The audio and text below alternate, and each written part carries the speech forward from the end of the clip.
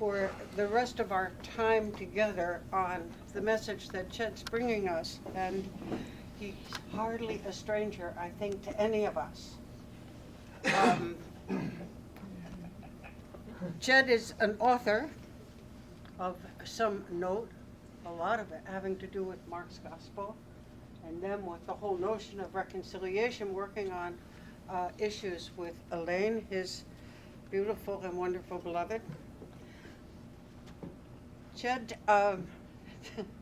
came into my life, and I think to a lot of our lives. Is it 76? 76. He came across country from California with two other young men. They went to Sojourners Community in D.C., and Jake came to Jonah House for 3 months, 6 months? 3 months.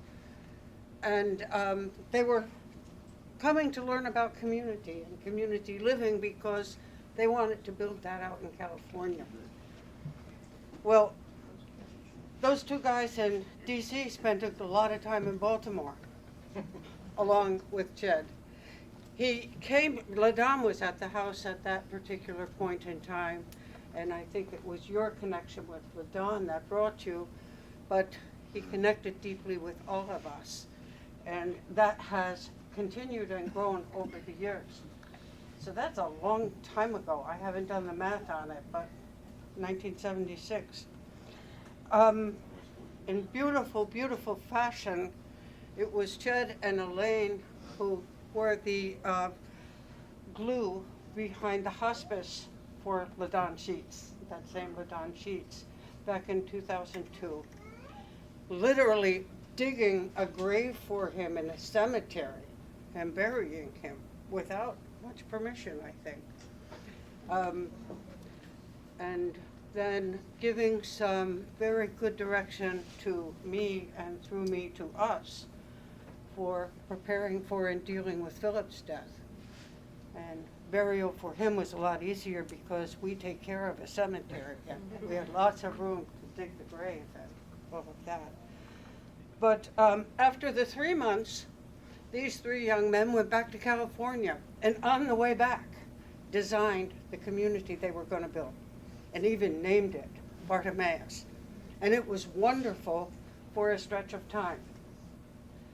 But like many of these efforts, we have to keep learning and learning community, and only then we carry over to our next effort some of the lessons we learned in the first effort and the second effort and the third effort and so forth and so on.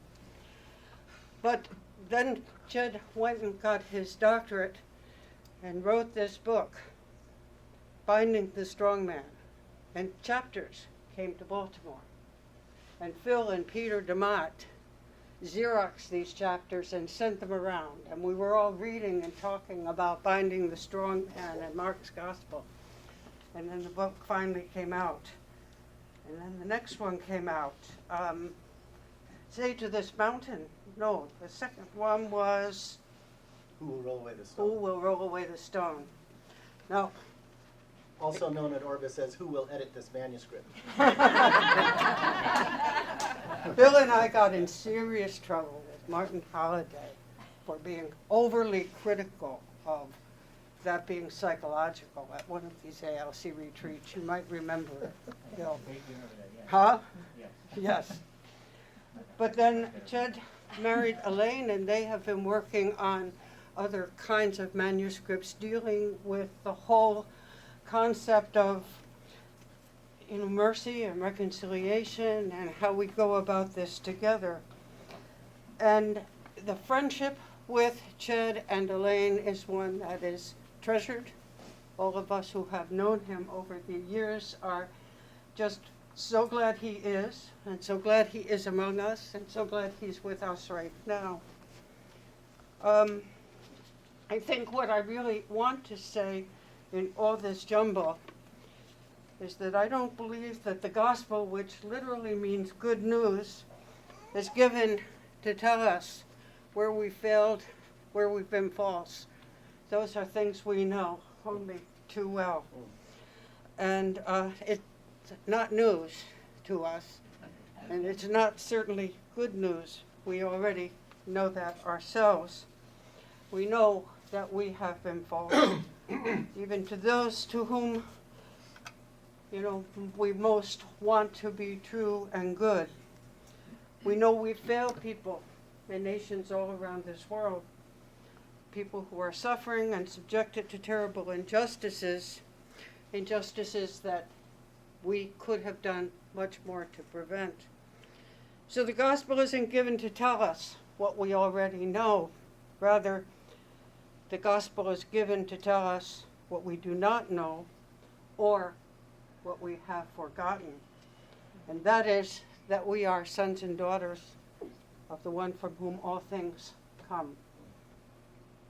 And it's when we begin to remember who we are and who people truly are, that's when we'll begin to remember also that what we should be doing and how we should be relating to one another as individuals and as nations and as true community. And I think this is the kind of message that we get from our brother Ched. It's a joy to have you, Ched. Looking forward to our time together, which has already been rich. Stay here, Liz.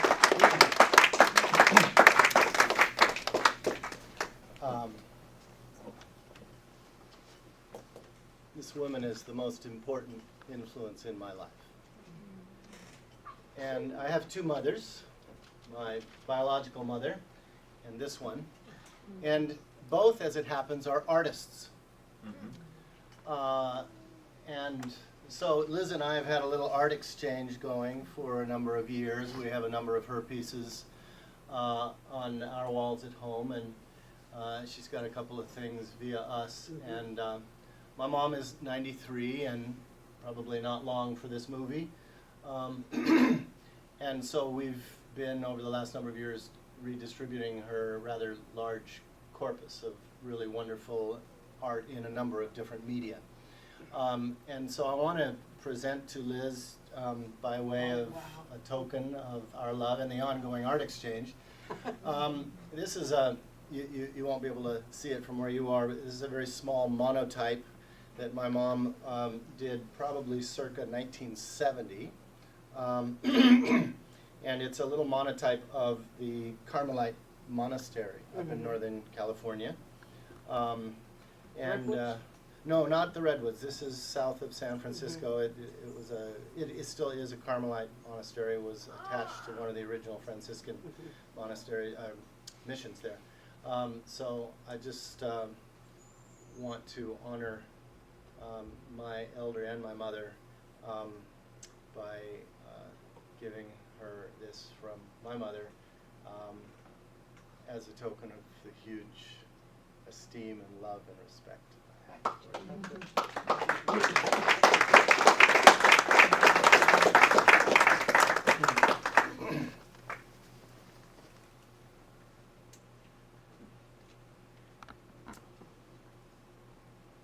By way of invocation to the Circle of Story this weekend, and how's the volume here? Everybody can hear, everybody can see. How's it for the filmmakers? Going to work? Okay. By way of invocation, I want to show about a 4-minute clip that I think is self-explanatory, but I will say a word about it. Perhaps like many of you,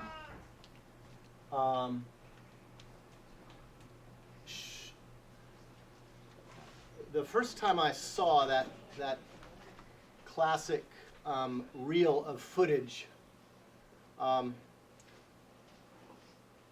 taken at Hiroshima shortly after the dropping of the bomb in 1945, August 6th, someone just walked around with a camera. It's a silent film.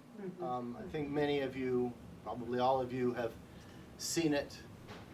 Shortly after returning from Jonah House, I saw that film, and I remember having the visceral, profoundly spiritual reaction to that.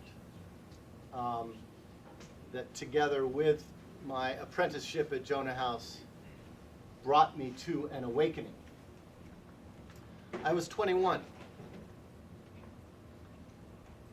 This clip you're about to see is from an 18-year-old who's my neighbor in Oakview, whose mother sat him down when he was 12 and showed him not the Hiroshima film, but Al Gore's film, Inconvenient Truth. And at age 12, he did what 12-year-olds will do. He started an international organization called Kids Against Global Warming. And this was a video that he made subsequently when he was 18 that has been shown around the world, and millions of young people have seen it. I hope the technology works.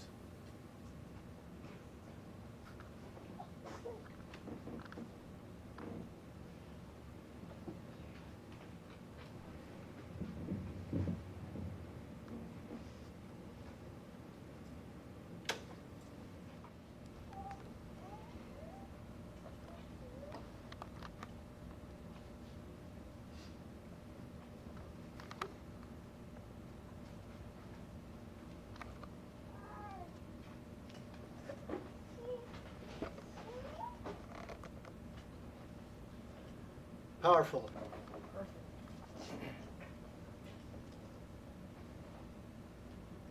And so as to not get too heroic about it, young Alec, who is just speaking out of his native tongue, spoken word poetry being a powerful medium of the rising generation, making your own films being a powerful lingua franca of the rising generation, setting it at a local abandoned oil refinery about 5 miles from where we live, being part of the landscape of all of us. Alec, obviously very bright, obviously very motivated, having started this organization when he was 12. I'm ashamed to tell you what I was doing at age 12. Had to drop out of school last year because he was too depressed. Right? That's real. But I thought it appropriate, particularly in a circle which includes many of my elders and mentors, and many people of my generation, to begin with a word from the rising generation. And I want to have as one of the subtexts of our conversation today and tomorrow mindfulness of the generations, several of which are represented in this room. And I just want to take a straw poll here. If you're over 50, raise your hand. And if you're under 50, raise your hand. Right? So about, what, 60-40 in this circle? I actually want to play with that a little bit today as we dialogue about this and share. I want to talk a little bit about some history that those of us over 50 will remember, or not, as the case may be. What's the adage? If you remember the 60s, you weren't there, right? But I want to invite some of the folk of my generation and older to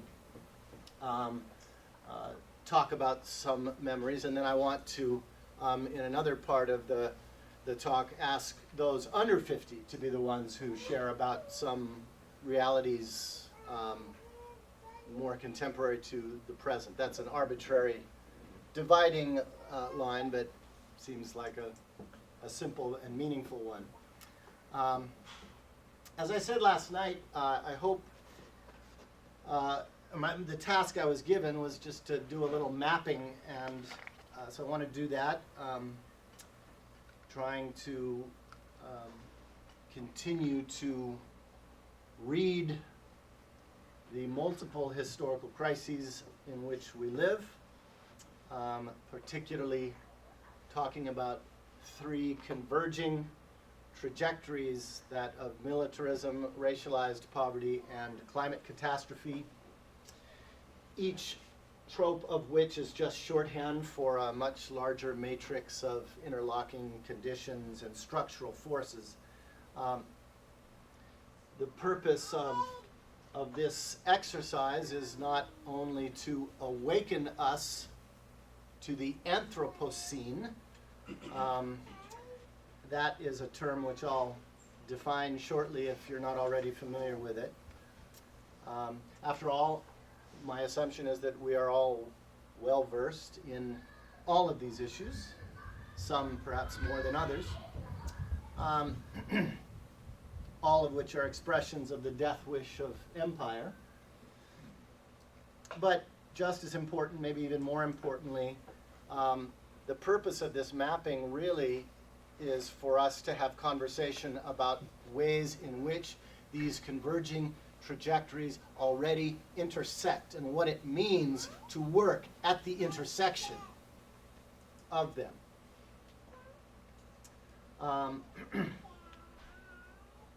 And it's my conviction that the more we keep working with our literacy and interrelating these things, the more deeply we will be able to engage them in our work.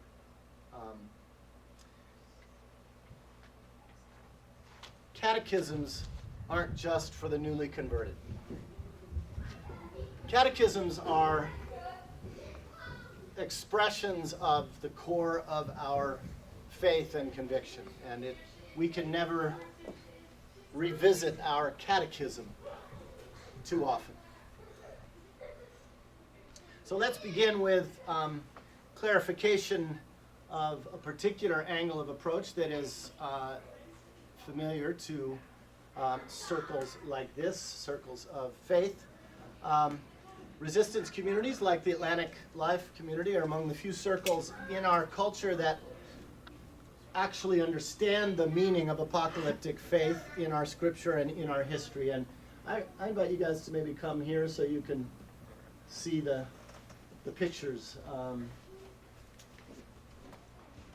Again, my two mothers are both artists, so art comes up a lot here. It's one of the ways to visually learn and wrestle with these things. Because apocalyptic faith is so fundamental to our resistance catechism, I want to review its two basic fundamental characteristics. One is apocalyptic faith, both in Scripture and in our history, arises from the perspective of not dominant culture leadership, but political prisoners. It is, in other words, the view of the world from below, and particularly from behind prison bars. That was true in Scripture, and it is true for us. And that's an important point never to forget. Our faith is like real estate in one respect only, that both are about location, location, and location. So in the New Testament, obviously, we have not only the writings of John the Revelator, political prisoner on the island of Patmos, an island for the criminally insane in ancient Rome, but also the Apostle Paul, who did a fair amount of jail time and wrote a lot about apocalypsis. And that's the second thing to remind ourselves, that the meaning of that term, which young Alec Lures, who is no Bible scholar, and yet who is drawn to this way of trying to understand the world, Greek word that connotes unmasking, but it's a double unmasking, biblically speaking. That is, on one hand, it's unmasking reality.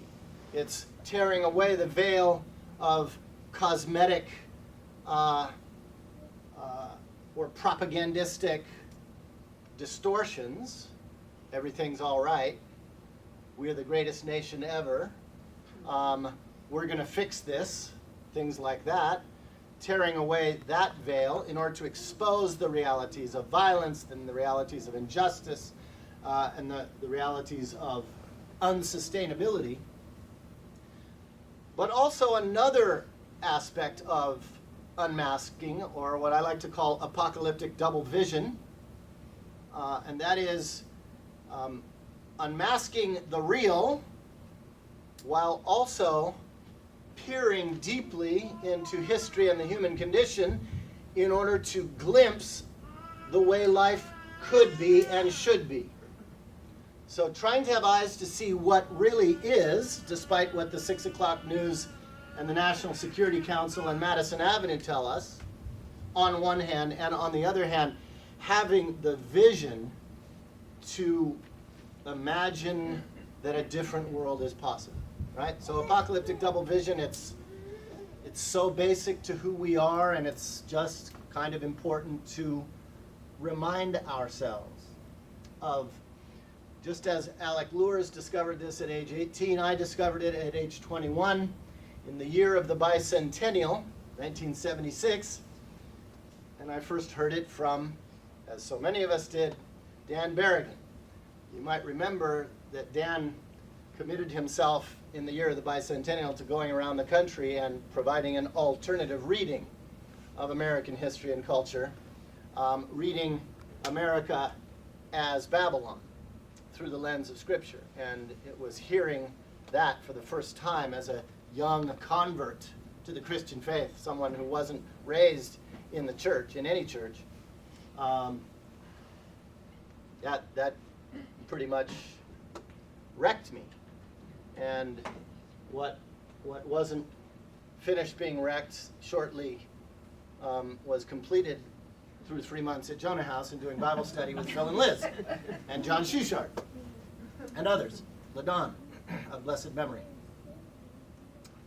After which my life and faith were never the same. Thanks be to God. And I say that because I think so many of us share that sort of story, right? Amen? Is this thing on? Yes. Anybody? Maybe, amen. Yeah. So the best contemporary analogy for this tradition in which we continue to struggle to walk, I think it's fair to say, is the prophetic vocation of Martin Luther King Jr., who learned the realities of the empire from its jails, as well as from just being black. And he learned so clearly the pathologies of a culture of domination without equivocation from these jails that he articulated them publicly and never more clearly than in his most consequential public address, the Beyond Vietnam speech of April 4th, 1967, delivered exactly 1 year, almost to the hour, before the U.S. government assassinated him. And in this speech, of course, as you well know, among other things, he named what he called the giant triplets. Somebody want to just read this? Somebody who can see the screen? Read this famous clip. When machines and computers, profit motives, and property rights are considered more important than people, the giant triplets of racism, materialism, and militarism are incapable of being conquered. Now I want to suggest that this analysis is an example of apocalyptic unmasking of reality. Do you follow? That he's naming stuff that nobody wants to talk about. And because we're going to be thinking analogically a lot between the 1960s and today, What's really extraordinary is to imagine today any preacher of any stripe, much less any politician, who would have that kind of clarity about what's going on in this country today, having the kind of courage and clarity to say anything remotely resembling that. And I'm including even some of our most prophetic public figures. That's how far down the decline things have gotten from that point. So what I want to do is play a little bit with King's notion of the giant triplets as this apocalyptic unmasking or naming or reading of the times, but adjusting this analysis just a little bit to address the kinds of realities with which Alec Lures is growing up with.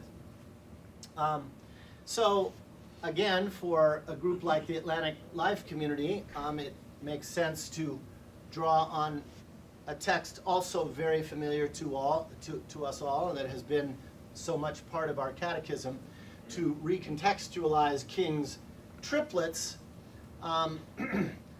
by turning to the familiar image from the pen of that political prisoner from Patmos in Revelation 6, the 4 horsemen of the apocalypse. Now, while there is some debate, at least among scholars, about what is the exact meaning of this cavalry from hell in Revelation 6, there's little doubt as to their meaning among resistors. People who, again, reading things from the point of view of the underside, tend to see things, in my opinion, a little bit more clearly than academic insularity. And so to review, right, 4 horsemen, pretty clear from Revelation 6:2 that the white horse means to symbolize the conquering power of the Roman Empire that had thrown John into prison. Somebody, again, who has enough vision to read the text, just want to read verse 2 here, for those who can't quite see that far. And I saw a white horse, and its rider had a bow, and a crown was given to him, and he went out conquering and to conquer. Right? Pretty clearly that's a trope of imperial domination through the power of the sword. I would like, for the purposes of this reading, to see the first horseman as representing what we might call the generative conditions for the 3 harbingers of death that follow. Right? This first horse is the symbolization of the culture and the structures and the tradition and the history of empire as domination, leading the charge that pillages history.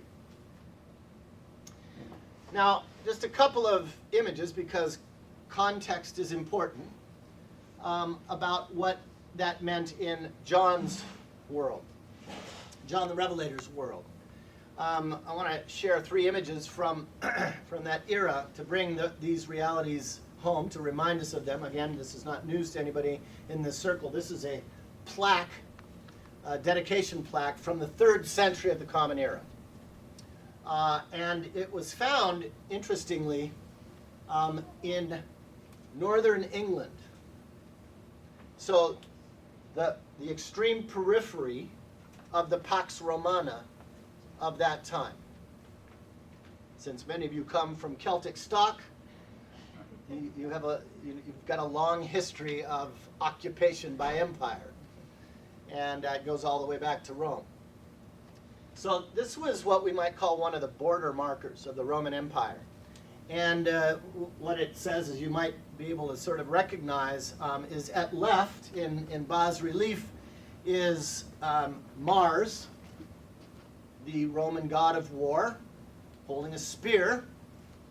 And at right is Hercules, holding the big stick And at the bottom is a running boar, symbol of the 20th Legion. The 20th Legion was the crack troops of foreign occupation. Those were the divisions of the Roman military system that were stationed in the outposts of empire. They were the buffer zone, and they were dealing with particularly unruly peoples like the Celts. And guess where else the 20th Legion was stationed?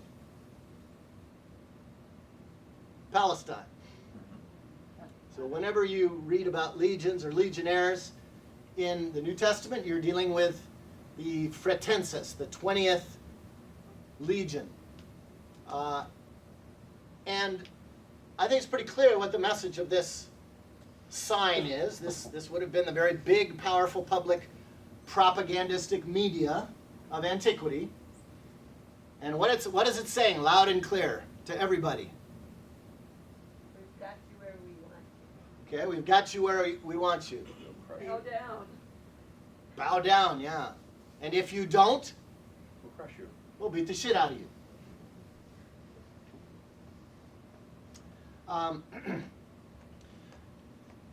That's the business end of the white horse and the white horseman. Here's another bit of iconography from this era. These were coins minted in the decade of the 70s. Now, for those of you who know your rudimentary history of occupied Palestine in the Roman Empire, you will know that our New Testament was generated mostly during the 1st century of the Common Era, and Jesus is living in this and working in the 2nd and 3rd decades of the Common Era. The entire 1st century was marked in Palestine by dissident uprisings of unhappy Judeans who were resisting Roman occupation. It began with an outbreak of armed insurrection in the year 6 of the Common Era, and it happened in in an imperial outpost town by the name of Sepphoris, and Judean dissidents organized themselves and swept down into Sepphoris and took over the Roman armory, which is what guerrillas do, right? First you got to find weapons somewhere. So it was a short-lived insurrection during the time of Herod Antipas, and quickly the empire struck back and burned the city of Sepphoris to the ground and enslaved all the Jewish residents. Why do I talk about this? Because the ancient Romanized city of Sepphoris was 4 miles from Nazareth. And literally, I've been to Nazareth and I've been to the archaeological ruins of Sepphoris, and you can literally see Sepphoris down on the plains from the hills of Nazareth. So young Jesus of Nazareth would have stepped outside his hut and watched the smoke rising from the Roman burning of Sepphoris. Not only that, but it's highly likely, a suggestion, by the way, first made by Howard Thurman of all people. It's highly likely that Jesus' daddy, a construction worker, that's what tekton means in Greek, doesn't mean carpenter, it means construction worker, would have gotten work rebuilding Sepphoris. And quite possibly Jesus also. Not an uncommon story for occupied people who are forced to build the infrastructure of their own oppression. Filipinos building U.S. military bases, or Iraqis, for that matter. Well, that's the background to the 1st century. From beginning of the century through the lifetime of Jesus, beyond the lifetime of Jesus, to the year 66, when there was a full-scale revolt throughout Judea that actually kicked the Romans out for a period of 4 years and liberated Palestine. That is until the empire struck back again, and there was this slash and burn campaign from north to south, first through the Galilee, and then down finally, culminating in the siege of Jerusalem and the razing of Jerusalem and the sacking of the temple and the destruction of the universe, of what it meant to be Jewish. Remember Mars and Hercules. You mess with us, we will beat you down. And that's what Judean dissidents discovered. So Jerusalem is smoldering. People are dead or enslaved or have run to the hills. And the Roman Empire mints a new coin to be used in Syria and Palestine. And it is a coin commemorating the destruction of Jerusalem. And this is that coin, used in that first decade after the burning of the temple. And it pictures on the left a Roman centurion flexing muscle in full armor in front of a palm tree, symbol of the nation of Israel. And you can't see it so much on the left, but you can see it on the obverse side of the coin. The woman is a symbol of the nation of Judah. Her hands are bound behind her. She's in a subservient position, sitting under the palm tree with the centurion standing victorious over her. Judea capta, captive Judah. Now, I want to underline that this was the currency you had to use to go buy milk and eggs at the local store as a Judean in the wake of the destruction of your people. That's the infrastructure of domination. Not only does it beat you down, it reminds you at every turn that you just got beat down. Are you following me here? Yeah. Just trying to remind us that the Bible didn't take place in Disneyland, although you'd never know it from the way it's read in most of our churches. It took place very much in a world as real as ours. Yes? The source of the second coin, Say- who would say- have done, that would have been the rebels doing it? Or No. This is the coin. They The remember. Roman coin. This is the Roman coin being used Well, to remind everybody who's in charge. it's And two these are sides. both sides of the same Yeah, coin. obverse signs of the same coin. Yeah. So, and Basically, Matt, they told him twice that you're subject. yeah, it's like, wow, AC or DC on the Anyway you electric look at chair, it, this he beats sucks. you down. But it's not unlike an African American handling American money Yeah. that's got pictures of all the slave-owning class on it. I mean, so just it's good to and just one more image. This is another coin. Comes from about halfway between these two periods that we've just talked about, middle of the 2nd century. This is a Roman denarius. There's a common coin. We read about denariuses in the New Testament. And it's a picture of the goddess Providentia standing holding a globe symbolizing the whole world.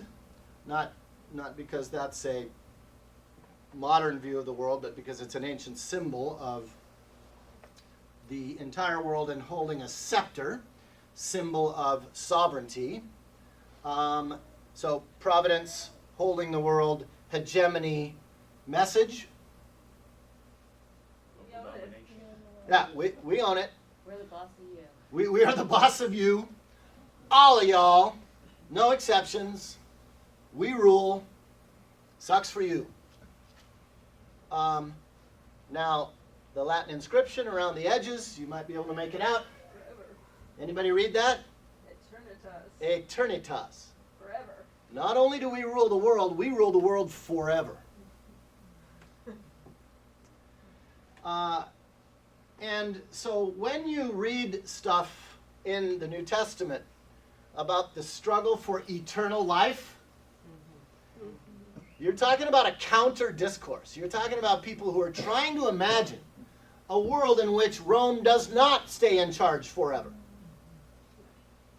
That there is a different eternity, a different history, a different world is possible.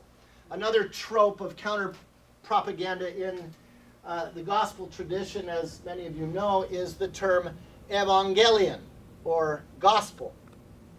That actually was a technical term of Roman propaganda. The evangelion, the term was actually comes from the Roman lexicon and was used in Roman public propaganda when a new Caesar came to power or a new enemy was conquered. Glad tidings were published across the empire. Yeah, right? Da, da, da, da. We rule even more, you suck. And so Jesus comes bringing a different evangelion, a different good news that is profoundly counter-imperial. So that's the landscape of struggle of our apocalyptic tradition. And I think it's important that we constantly remind ourselves and our faith communities of the inconvenient truth that, as scholar and friend Richard Horsley has summarized so well in this book, if you're looking for a study book and you haven't already worked through this one, this is a good one, that our entire scriptural tradition was forged in the cauldron of this kind of empire. From the time Abraham and Sarah were called out of Ur, imperial Ur from Mesopotamia, or Moses and Miriam led an enslaved people out of Egypt, or the prophets spoke truth to the Babylonian or Persian empires, or Jesus in the early church contesting the omnipotent claims of Rome, the story has essentially been the same. God's people struggling to survive and remain faithful in successive cauldrons of empire. Our tradition is about how we follow the way of justice and mercy, the way of Torah in the Hebrew Bible, the way of Jesus in the Second Testament, in a world utterly defined by empire and its violent discontents. This is the only context from which we can discover the liberating power of Scripture. Otherwise, the Bible has been, and will continue to be used to support the very matrix of domination that it was generated to resist. So context is important. And it's also important because we were all raised on the mother's milk of a historical narrative in which the presupposition is that the first dominating city-states of Mesopotamia represent the dawn of civilization. That's the narrative we all get still in school. From our Western vantage point, everything prior to that is considered prehistoric and uninteresting, especially you primitive Celts. And everything since is civilization. But from the perspective of the Bible, if you've seen one empire, you've seen them all. Egypt, Babylon, Rome, same shit, different pile. And the same, of course, must be said about subsequent empires of Christendom, or the British Empire, or the American one. Against all of these stands the biblical God, who stands outside the cosmology of empire and yet right next to the victims of empire. This amazingly transcendent and immanent God of the Bible, refusing to be domesticated. So, I think we would all agree, ALC catechists, right? This is the beginning of wisdom. If we don't get this, nothing else will follow. And that's why we struggle with scripture study and social analysis and do all the things that we will continue to do today. Are you with me so far?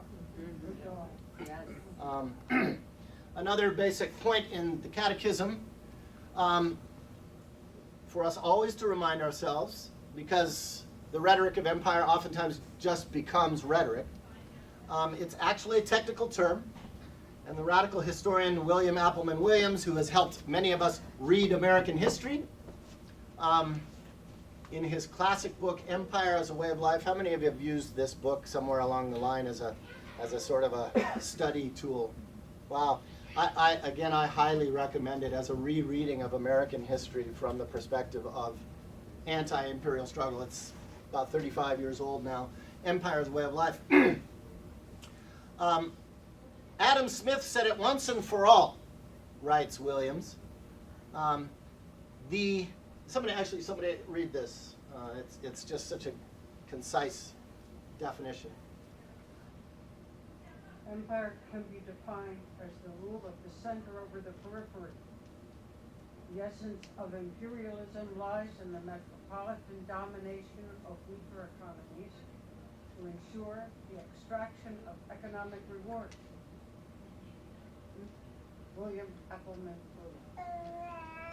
Right, it's a very concise but substantive definition of empire. And it's important that we not just use this stuff as rhetorical flourish, that we're really actually talking about a historical project, about long-standing structures and strategies, the kind of power that the U.S. has been exercising around the globe now for well over 100 years. But it's an ancient pathology. So all of this, I want to suggest, is the meaning of the white horseman. The condition of empire, in whose wake all the other pathologies inevitably follow. That's what John the Revelator is trying to say, I believe. And this is what follows. 3 horses, named by John of Patmos, named again by Martin of Birmingham and Selma. The first to follow is the red horse of militarism. Somebody want to read verse 4? Nice and loud. And out came another horse, bright red. Its rider was permitted to take peace from the earth, so that people should slay one another, and he was given a great sword. Honestly, friends, I don't know how this can possibly be confusing to biblical scholars about what this means. As somebody trained in the academy, it was always just a little bit of cognitive dissonance. Like, really, you people have all these degrees and you don't know as much as Liz and Phil do? Man. I never hear it in church either. Not to mention church, right? What does the corner say, upper right-hand corner? It's just identifying some of this. All right, it's kind of interesting. I'm showing you images of ancient apocalyptic art from the medieval period. There was a particular spike in apocalyptic consciousness in the Church of Christendom around the time of the turning of the millennia, the year 1000, and people were imagining the world might end. It wasn't just because of the big round number of 1,000 of the Common Era. It was because in high medieval period, the masses were poor and the church was rich, and people were saying, how long can this shit go on? And whenever people ask that question, they start to think apocalyptically. Right. So it's just interesting to look at the history of art as one of the ways of documenting the history we're in. Right. So the red horse trading a piece for a great sword, generating reciprocal spiraling violence, the ultimate tool of imperial domination then and now. I don't really see what's obscure about that. Following right on its hooves is the black horse. And somebody want to read this text? And Liz, this is from a tapestry from the 14th century. So again, late medieval period. Somebody want to read verses 5 and 6? And I saw a black horse, and its rider had a balance in his hand. And I heard what seemed to be a voice in the midst of the 4 living creatures, saying, a quart of wheat for a denarius, and 3 quarts of barley for a denarius, but do not harm oil and wine. Again, friends, I know that many, if not most of you, have worked a lot with these texts. These are familiar texts to you. I'm I'm not imagining that this is a news flash, but I also want to remind us that there's a very short list of people who gather around these texts today trying to make sense of the world through their lens. Right? Not in the seminaries, not in the sanctuaries, and only very occasionally on the streets. This is a very counterintuitive way of going about this stuff, right? I mean, is that true in your experience as well? Hey, let's all have a Bible study in Revelation 6. So that's Except for Tim LaHaye and all.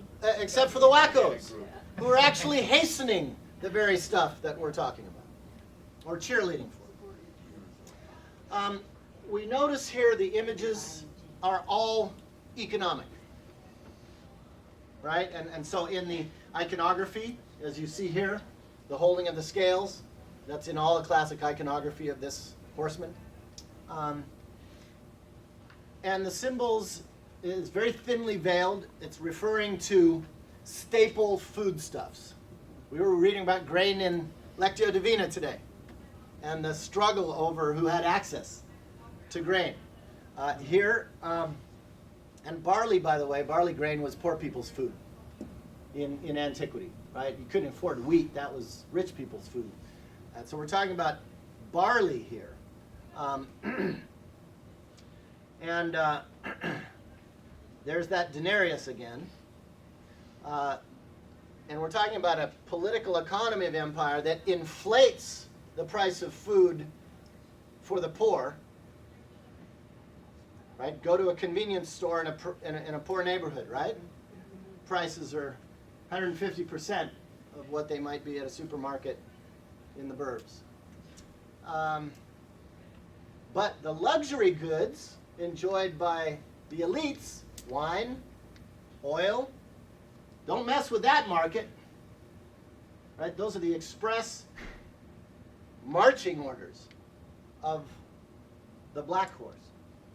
So this is the imperial world of artificial scarcity and artificial abundance that we all know still today.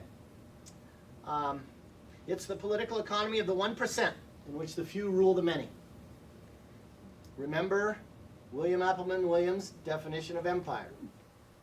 The center relentlessly exploiting the periphery for economic advantage and gain. In our time, which is in some ways rather ironic that this happens to be a black horse, in our time, it is impossible to separate the political economy of economic disparity from social and racial constructs, as King so aptly saw and named. And that's why I would use the shorthand here that the black horse represents racialized poverty.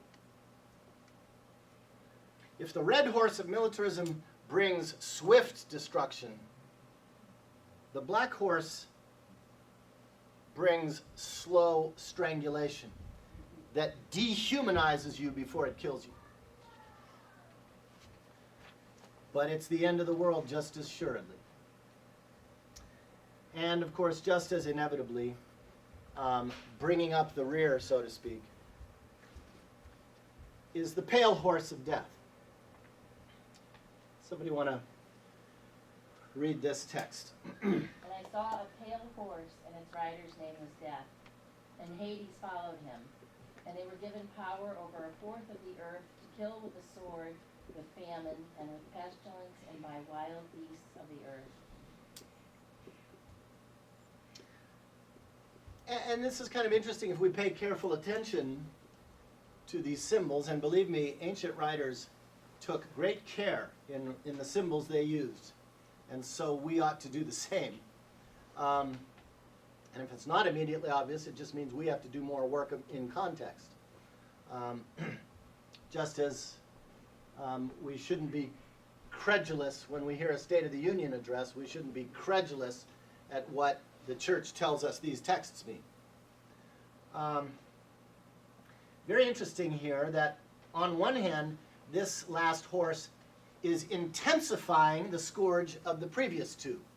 Here again, we see the sword and socially engineered famine, right? Artificial scarcity, artificial abundance. So it's the intensification of the first two. But now, and that's worth focusing on, we have two additional images of pestilence and wild beasts. Now, for the biblically literate, the notion of pestilence conjures up what older story?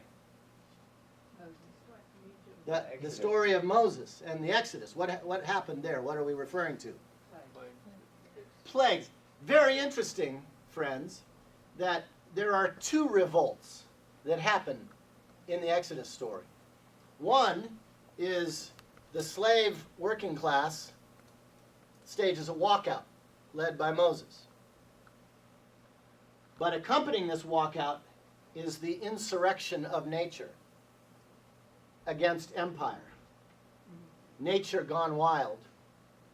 Pestilences and the sun going dark and blood in the river and all this crazy stuff that modern people shrug off as if it's not meaningful or if it's just some sort of magical special effects. Once again, hello! This is not only about the Hebrews versus empire, this is about nature versus empire. And there is this alliance throughout Scripture of the poor and the people of God and creation in alliance in opposition to empire, which is hammering on all of it. And so I suggest that that's the illusion here. These images of nature gone toxic, nature become a destroyer rather than nurturer of life, this revolt of the earth, I believe it's an ancient trope going all the way back to the Exodus. But I believe it refers to something that actually ancient people could scarcely imagine. Ancient people were people of nature by and large. Nature was their friend, not their enemy. Our antipathy toward nature is a very modern construct generated by industrial imperial culture. And they really could not imagine nature refusing to give life. That for them was the ultimate unraveling of everything. Unless it was in the service of counteracting the domination of empire. And so I would like to suggest in the spirit of recontextualization that what the ancients could only glimpse through a glass darkly has become the defining feature of our moment. The interlocking ecological catastrophes of climate change, resource depletion, habitat destruction, species extinction, take your pick, it's all happening. It's all happening at a rate none of us actually can fathom. More about that in a minute. But it's what theologian Michael Northcott calls the geopolitics of a slow catastrophe. So I want to invite us to reflect on the meaning of these four horsemen, or what I would call in the spirit of the apocalyptic Dr. King, the imperial condition and the giant triplets of militarism, racialized poverty, and ecological catastrophe. Suffice it to say, again, that this conversation that we're having never takes place in polite company these days, which is why we have these retreats. Create a little bit of space, a little bit of time, get the fuck off our iPhones, and have a conversation. And yet, even though nobody talks about this, it haunts what Frederick Jameson famously called the political unconscious of the culture. It haunts us. No better way to see this than in the way that these apocalyptic motifs keep popping up in popular culture. Commercial movies being a core sample from Dr. Strangelove, 1964, to Planet of the Apes, 1968. From Apocalypse Now, 1978, to Blade Runner, 1982. From The Matrix, 2001, to Children of Men, 2006. Bill Frankel-Street has seen none of these movies.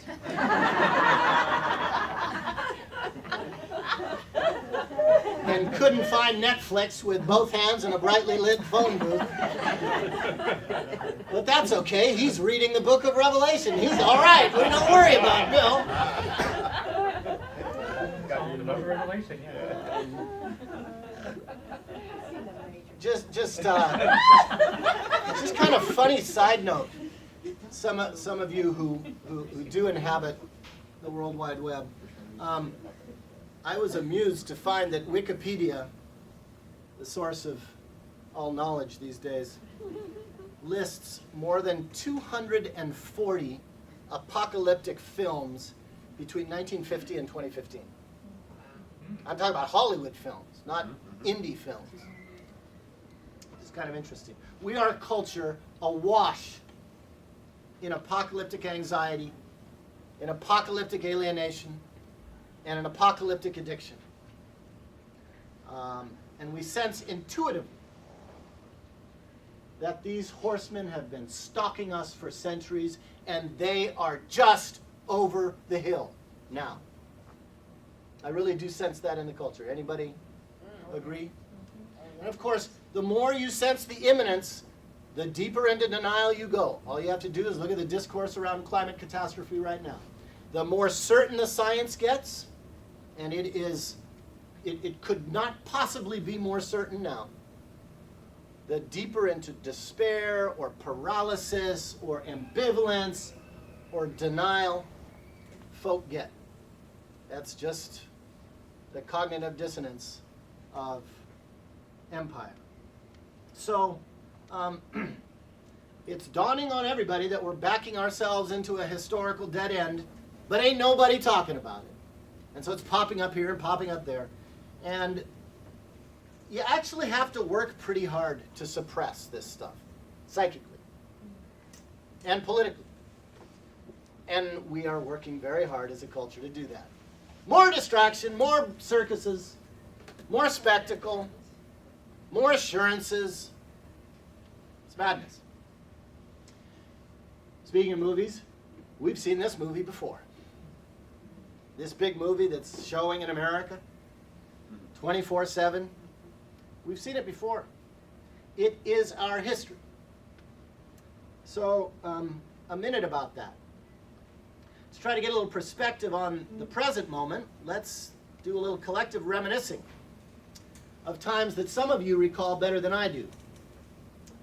And which others of you, being younger, might be tempted to dismiss as boring history, or I'm so tired of hearing about how it was in the 60s. I get it, by the way. But it does help us reflect on the notion of the end of the world as a cultural unconsciousness that is woven into our bones and is part of the air we breathe. So I want to start with a picture of me at age 7. Cool, huh? Giddy up, boy. Yeah. Yeah. Okay, that's not really me. But it could have been, because I had that hat. And I grew up in a suburban home with a black and white TV. Yeah. Right? So some of you are like, yeah. So this is the portion of the program for folks over 50. Of course, I'm talking about what moment? I was 7. A little later. JFK. Yeah, JFK, but not the assassination. This was actually, from what I understand, this was the first time in which the television was used as a sort of a cultural broadcasting warning system to the households of America. And so you got the presidential seal, and then on comes Kennedy, and he's talking about the end of the world, right around the corner. So we're talking about, for the younger folks, what are we talking about? Cuban Missile Crisis. 1962. Look at this image at the bottom right. Everybody's in the office, right? big headlines. Just a few images about that moment.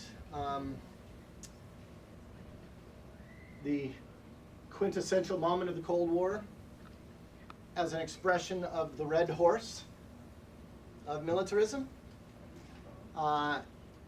Image 1, onlookers gathering at George Smathers Beach in Key West, Florida, to see the installation of the Army Hawk missiles positioned on the beach toward Cuba. All right, let's get ready to rumble. And here are the tourists in dark glasses taking pictures on their Polaroids.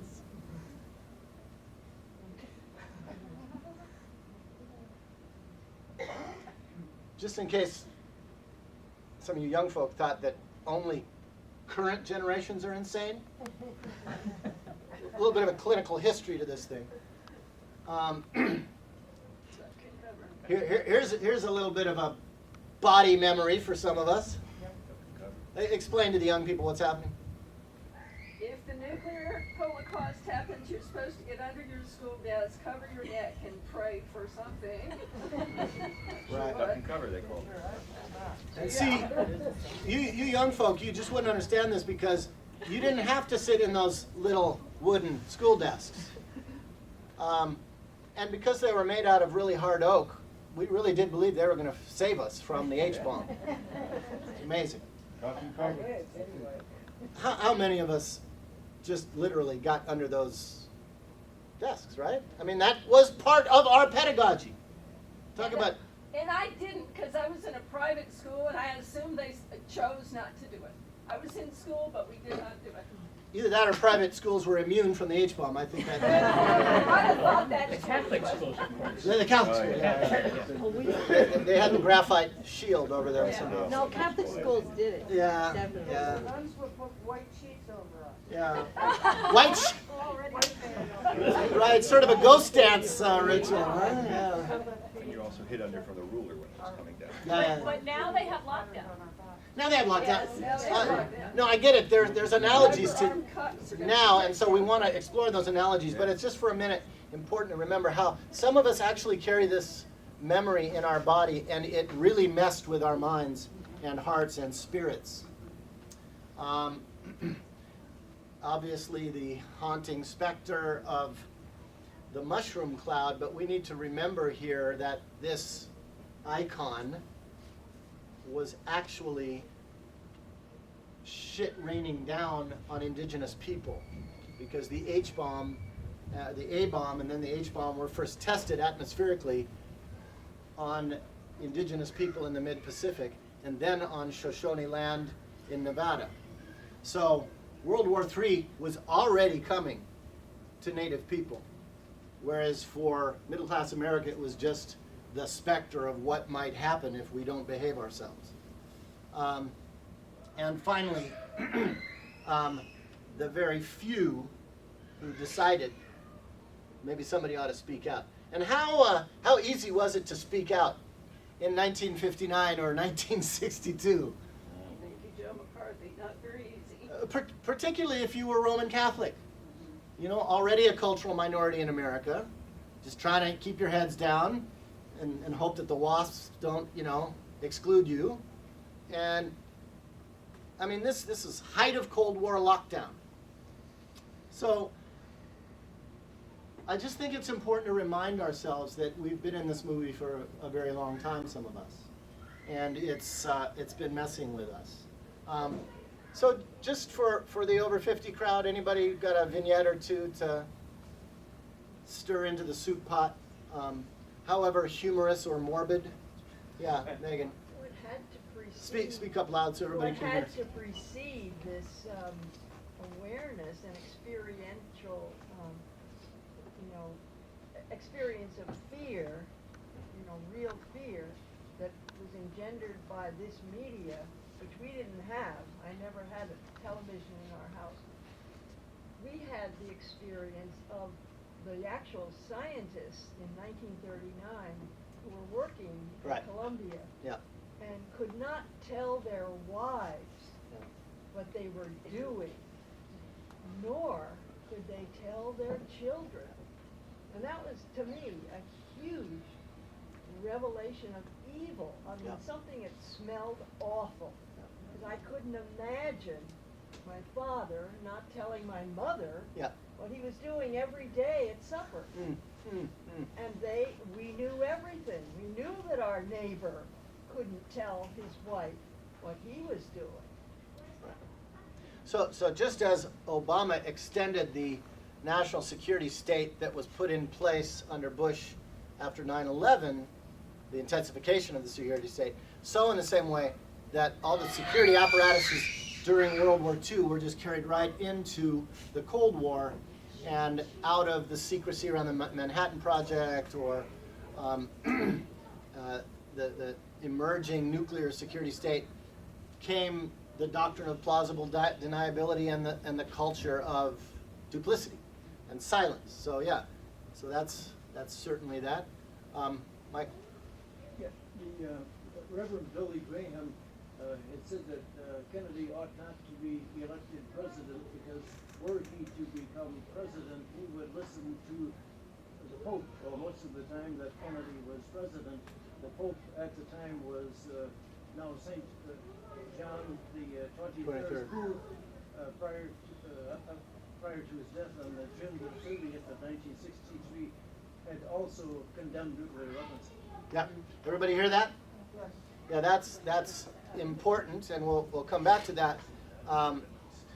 But here's the icon of WASP America, Billy Graham, playing on anti-Catholic sentiment, thinly veiled. We're really good at that, the thinly veiled thing. To say that, watch out, the papists might be more peaceful than we are. Turned out, of course, if you've read Jim Douglas's book, that Billy Graham was right. Not that John Kennedy was listening so much to John the 23rd, but apparently John Kennedy was listening to Thomas Merton via correspondence through Ethel Kennedy and others. Just fascinating story. I recommend the book, if you haven't, JFK and the Unspeakable, yeah. Art. Yeah, three quick things. Oh, Art, you're not old enough, come on. I remember as a child walking home, we had to walk, it was a little over a mile to get home from school, grade school.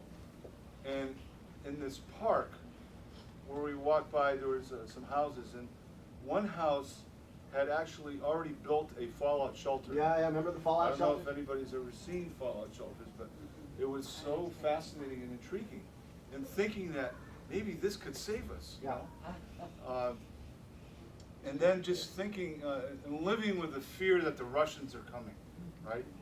So the imperial powers always have to create an enemy to instill fear in the people to be obedient, right, and submissive. And then the last thing, just to hold up, is the incredible, inspiring witness of Dorothy Day and Eamon Hennessy and others who, instead of cooperating with these civil defense drills, of going into these fallout shelters when the sirens would go off that were compulsory, right? Instead of doing that, they go out into Washington Square and sit down and hold signs saying, listen, the best way to protect ourselves against nuclear war is to stop the production and existence of nuclear weapons, not to go into the fallout shelter. So what a great way, how many people were arrested over the course of those civil defense drills? Yeah. So as Dr. Vincent Harding would tell us, of blessed memory, make sure you know movement history.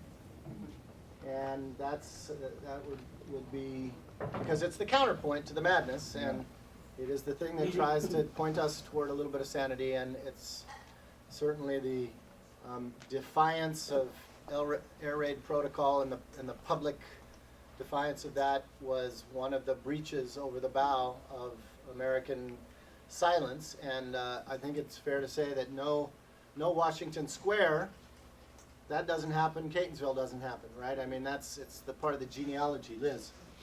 I think one other dimension to that Kennedy experience in Cuba is the communication between Kennedy and president of the Soviet Union by way of the Vatican. Yeah, yeah. And the only one JFK could trust was Bobby to take the message to the Vatican embassy, to get it to the Vatican and then Yeah. to Soviet Union. It was just a remarkable aspect of that whole period. Yeah, it really was, and I know a lot of you in the room would call yourself post-Catholic. But I'm telling you, man, that little slice of history of Catholic conspiracy to save the world, that's a hell of a piece right there. Remarkable. That's a hell of a piece.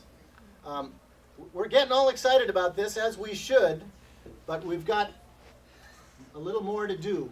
And it's very important, particularly in this circle, to remember that this was not the only apocalypse happening in the 1960s. So hold the phone, and we'll keep talking about this. Well, as it happens, the world didn't end in 1962, thanks in part to the Catholic conspiracy, I believe. Irish, Italian, Oh, thanks. Let's make it even more specific.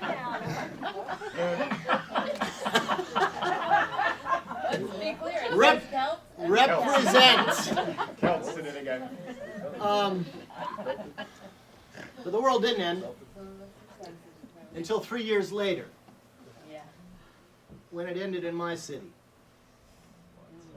Because less than 3 years after those 12 days in October, the Black Horse showed up in my city, the city of Angels, where my people are 5 generations. We just commemorated last month the 50th anniversary commemoration of the Watts Uprising,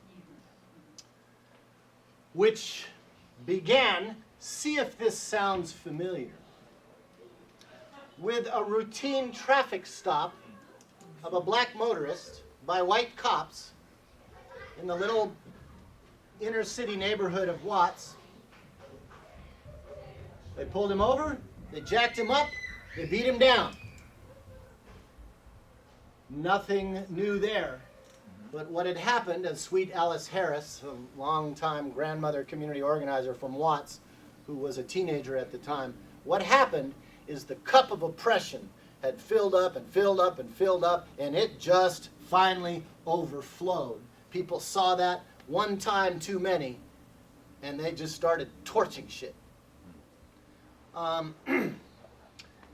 Now, I'm well aware that Watts was only one of the first of a string of summer urban rebellions that was, in a sense, the apocalyptic backbone of the 1960s. Every summer, some place was going to burn.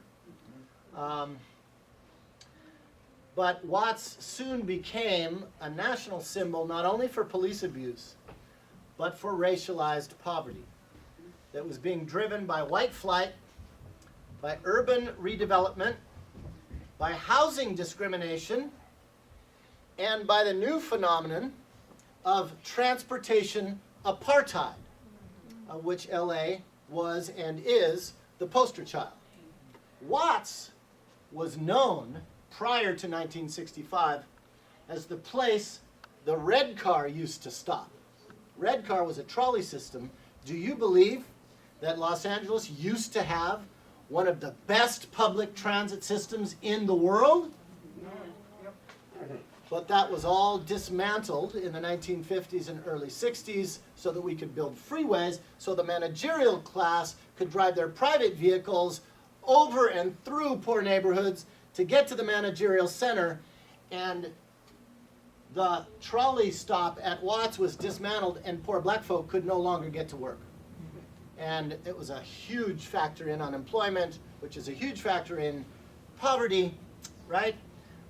Same thing played out in urban redevelopment all over the country. And the inevitable violence that follows on the Black Horse when justice is lacking. It would not be the last time in my lifetime when my city burned. Interestingly, Malcolm X had been campaigning in Los Angeles on issues of police violence the year before, famously warning. Somebody read his quote. This might not be a quote you've heard from Malcolm before. You've got some Gestapo tactics being practiced by the police department in this against 20 million black people, second-class citizens, day in and day out.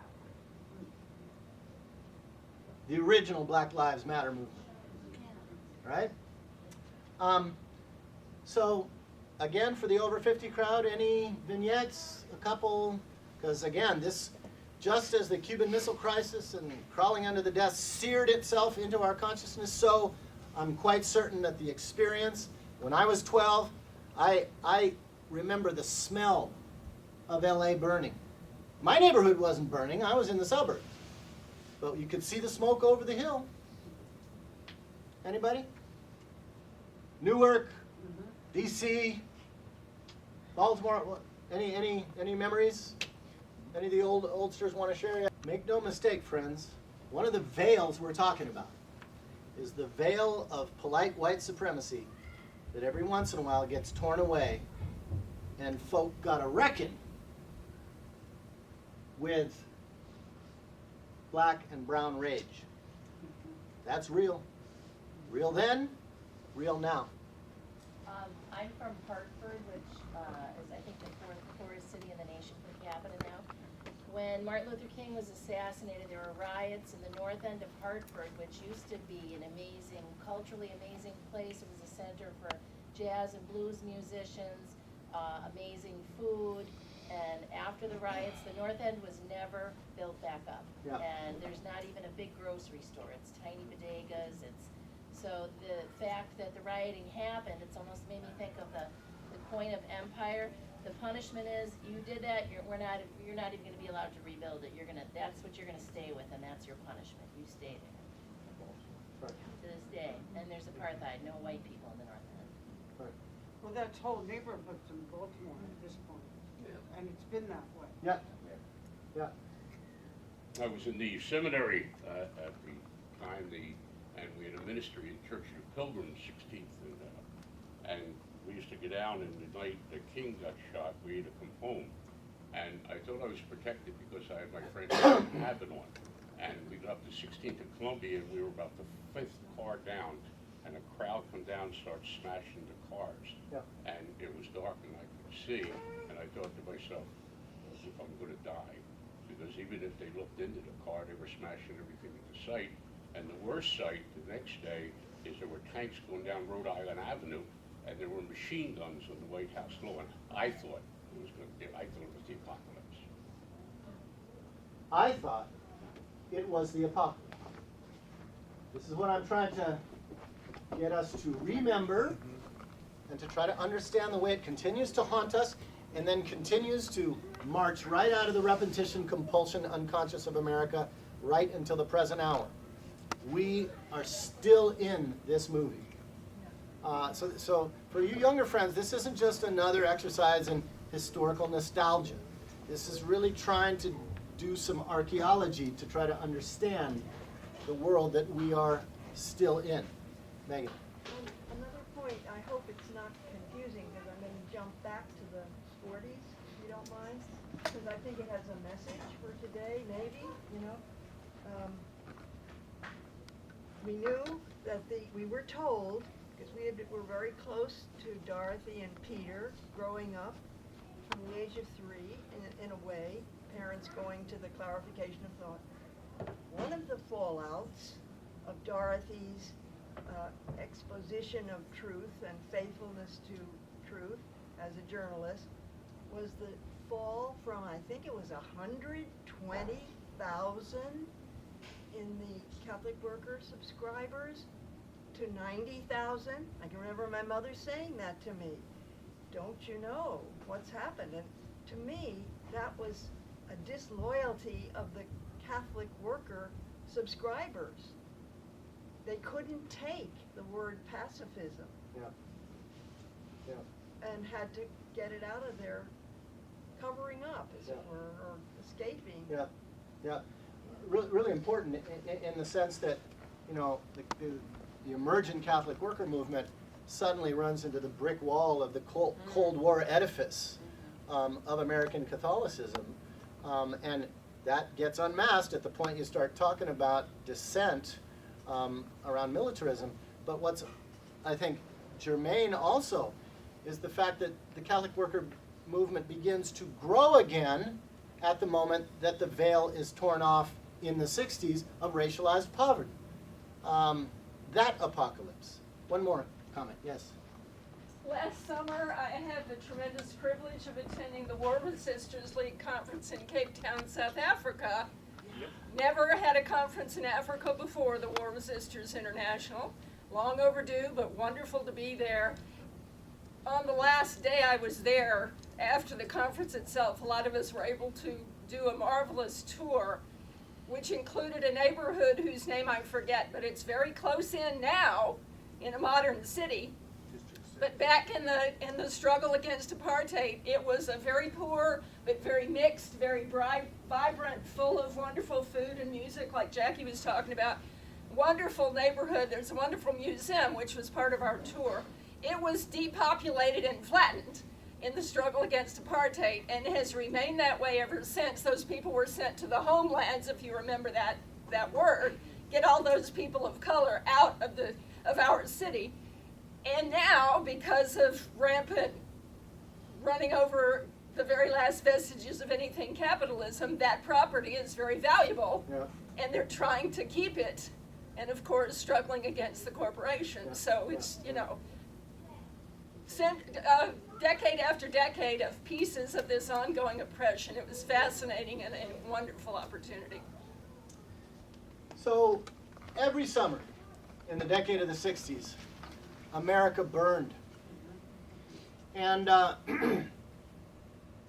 and while many of us remember that in the wake of Dr. King's execution, all of America was burning at once, it's important to remember that that had already been going on.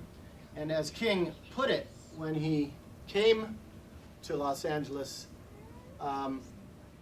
just a few days after the burning died down, a riot is the language of the unheard. Is anybody listening? And it was King's experience, because King, one of the amazing things about Dr. King is when he went someplace, it wasn't just for a photo opportunity. He actually went and talked to people. He really wanted to try to understand what was going on. Very different than public figures today. And whether that was Appalachia or Mississippi or Los Angeles, he told his handlers, I got to talk to the young brothers on the street, and he did. And that really figured into one of the most incisive moments in the Beyond Vietnam speech. Somebody close up who can read this tiny type, just read this. This came directly out of his encounter in LA. As I have walked among the desperate, rejected, and angry young men, Little louder. As I have walked among the desperate, rejected, and angry young men, I have told them that Molotov cocktails and rifles would not solve their problems. I have tried to offer them my deepest compassion while maintaining my conviction that social change comes most meaningfully through nonviolent action. But they asked, and rightly so, what about Vietnam? They asked if our own nation wasn't using massive doses of violence to solve its problems, to bring about the changes it wanted. So here is a classic case of King not only naming the apocalyptic horsemen, but understanding their intersections. The same intersections that drove Phil from the inner city of New Orleans, the Josephites, into anti-war work. And so many of you in the circle as well. But even as we were trying to deal with the black horse of racialized poverty and the red horse of the escalating war in Indochina, as my friend Nelson Johnson puts it, behold, the pale horse was just over the hill. This year we're also commemorating the 50th anniversary of Rachel Carson's famous book, Silent Spring. A book that caused a firestorm when it was published because it was the first time that anybody had dared contradict big ag and the industrial culture of pesticides to try to say we're generating the apocalypse right here by what we're dumping on the land and dumping in the ocean. In it, she talks about how our attempts to control nature have backfired and are having a structural impact on natural systems. Does that ring a bell? 1965.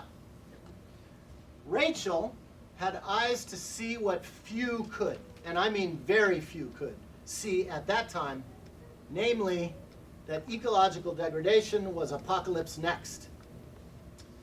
And the resistance, the way she was excoriated in the press. Dow Chemical took out a contract on her, man. And yet, as the decade of the 1960s closed out, in 1969, the first of the great spectacles of oil spills hit the coast of Central California, where I live today, Santa Barbara, as the first of what would be a relentless string of reality checks, of very unwelcome reality checks, of very inconvenient truths on an oil-dependent culture. We weren't ready for this reality check. We still aren't, but there it is, and oh my God, is this movie still going on? Because as some of you know, just 4 months ago, same shit, same place. Now, the oil spill in 1969, in many ways, was one of the major things you can point to that generated the modern environmental movement. And the next year was the first Earth Day. As a result of this Santa Barbara oil spill and Rachel Carson's analysis, 1970, I was a junior in high school. And I remember it well. It impacted my consciousness. And I felt that also as a call on my young life. I was barely trying to figure out adolescence. God knows that's difficult. And I had the smell of Watts in my nostrils, and the experience of the first Earth Day, and the bodily memory of climbing under desks. Some of you young folks can understand why we're a little bit addled. So finally, any vignette of that era, of the very early warning signs of the ecological apocalypse? Paul? Not so much ecology, but you've covered Four Horsemen in the '60s, and all kinds of catastrophic stuff. And guess what? We haven't said boo about Vietnam. Wow, you know. Yeah. It was actually worse than he tells us. In which it all was converging.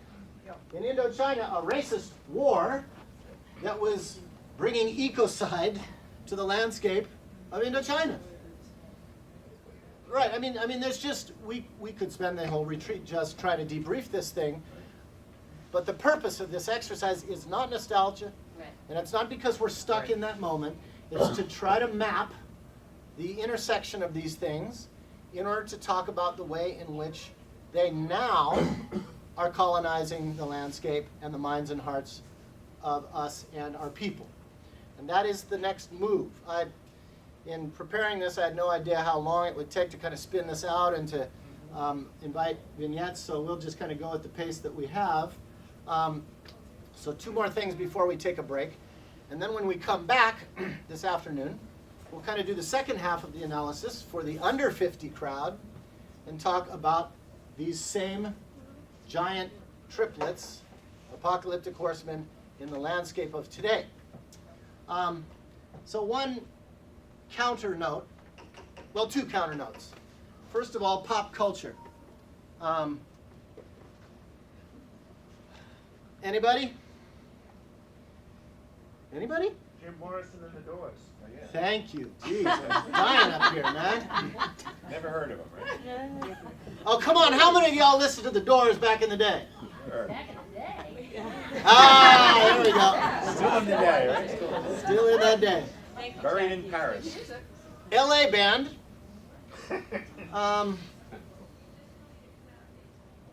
But I invite you to listen again to the lyrics of the title tune to this album, When the Music's Over. When the music's over, yeah. Boom, ba, doom, ba, doom, doom, ba, doom, doom, da, doom, doom, ba, boom, ba, chicka, boom, ba, doom, da. When the music's over, turn out the lights, turn out the light, turn out the light, and bum, bum, bum, bum, bum, bum, right? No. Great job. What have they done to the earth? Jim. What have they done to my fair sister? Ravaged and raped her and ripped her and bit her. Stuck her with knives in the side of the dawn and dragged her with fences and tied her down. It's about a 15-minute rant. It's amazing. But what Jim Morrison is imagining, and as a party animal, he didn't have to actually imagine this, was understanding that the American society in which he was coming up as a young person was like a frat party out of control. And the house was getting trashed in every possible way. And all he could think of, young Jim Morrison, as a party animal himself, is, well, when the party's over, and the whole place is trashed, somebody turn out the lights. We're done. And I want to suggest that's an apocalyptic trope coming up out of the unconscious of popular culture in the empire. But there was another voice. Can you sing that one? You want you to sing that one. Come on, Tom. Rip it new. Right on the unspeakable. Right, and some of you who never met Merton, when I first heard the first audio tape of his voice, I was like, really? I was expecting the deep radio voice, you know, prophetic, not the, yeah, okay.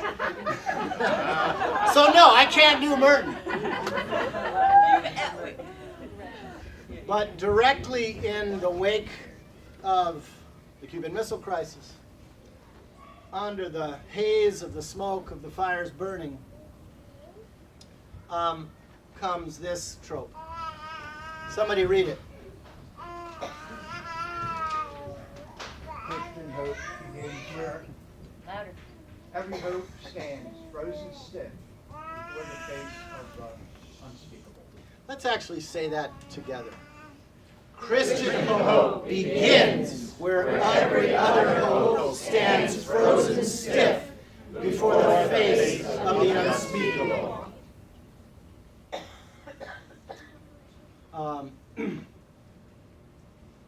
I discovered this at Jonah House, where I got a hold of the book where this essay appears, Raids on the Unspeakable. That was some dog-eared copy bumping around Jonah House, and I read it, and I'm like, dude! But, of course, there's a very interesting history here, as some of you know. The notion of the unspeakable, precisely Merton's apocalyptic attempt to name the horsemen in a culture of deep denial.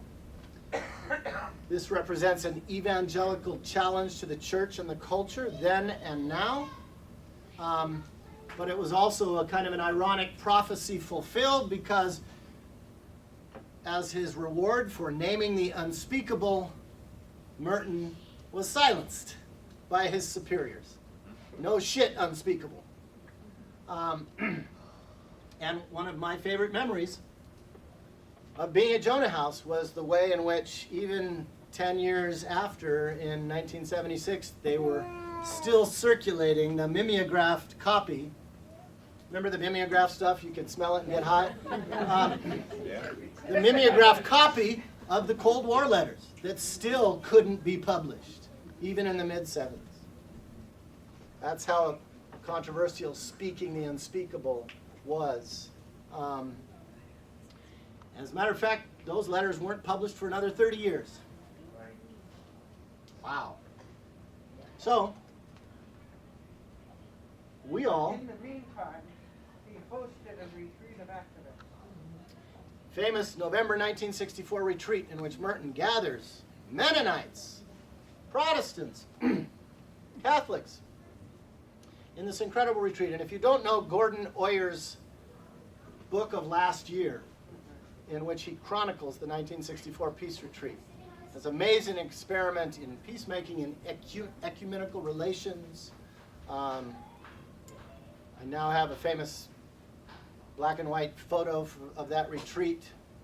Young Phil Berrigan in a black t-shirt with a six-pack during one of the breaks on that retreat.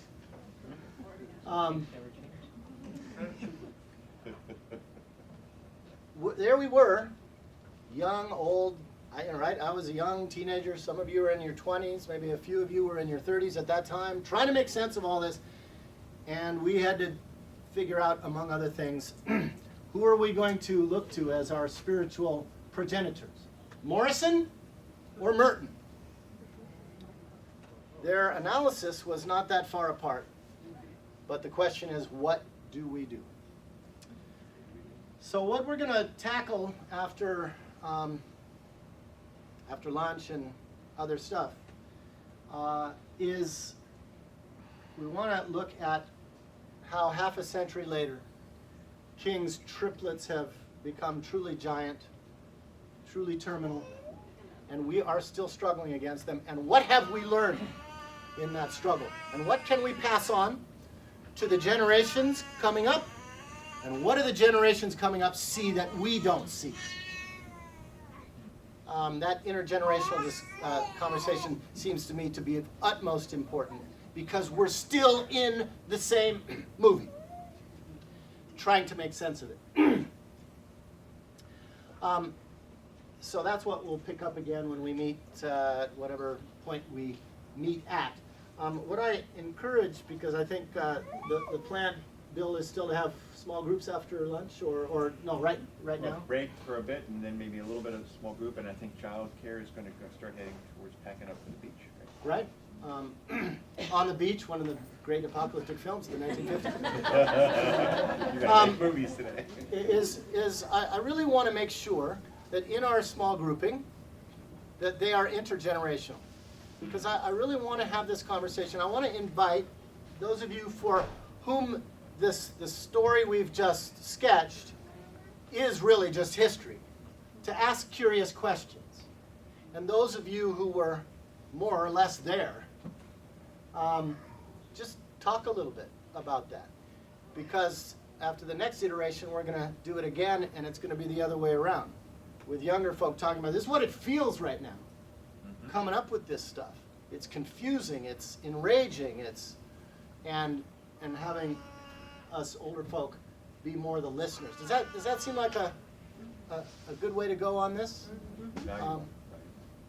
Yes. Can I offer a thought? And actually, it was Paul who brought it up. Because I think it's important when we think about kind of the intergenerational piece that everybody's intersection might be slightly different. Of course. So whatever's coming at you, I mean, because I find myself kind of falling a little off of these kind of pivotal points that you bring up as horsemen. And so I guess it's just to say, for us, the horsemen might be represented by something else in our lives, depending on, where we lived, when we were born. So that might make the conversation in our small groups just much richer. Thank you. Absolutely. Please understand that this mapping, what did Dan tell us? The map is not the territory. So this mapping is just trying to take some core samples and using the trope of the horsemen and King's triplets, but it's not an orthodoxy. It's just a kind of indication of the map, and absolutely, we all have different entry points, we all have different experiences, different generational experiences, and I just try to open some of that up by just prompting a little bit. Hopefully not using things that seem so famous or archetypal that we feel we can't actually interact with them, because actually this was our experience in one way or another, directly or indirectly, but there are lots of tributaries to that. Absolutely, thank you. Yes? This is a quick over 50 story, one of my most exciting times for up until about... Friends, you can't make this stuff up. We need a break. Tell us what happens next. So, it is 11:10. We've been sitting here for a good almost 2 hours. Sorry about that. No. Congratulations.